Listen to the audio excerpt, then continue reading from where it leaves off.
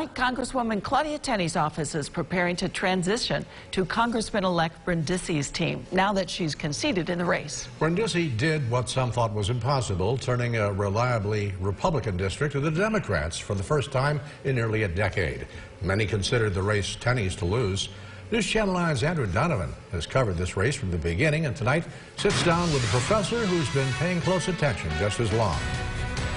Now that the race is over, the work is just beginning for Utica College professor Luke Perry. He took the semester off from teaching to write a book about local swing districts. The 24th, the 22nd, and the 19th. So now that the election's over, there's a process of making sense of what happened and why. The professor watched closely what different campaigns did differently. In Syracuse, Congressman John Katko took an approach distancing himself from President Trump. Tenney, in her race, did just the opposite. You vote for somebody other than our fantastic Claudia. You're voting for higher taxes. They want to raise your taxes. President Trump, Donald Jr., Ivanka, Eric, and Sarah Sanders all coming to NY22 to support the incumbent Republican. And her strategy was to closely align herself to the president in style and substance. That makes sense. There's a rationale there. It was almost successful.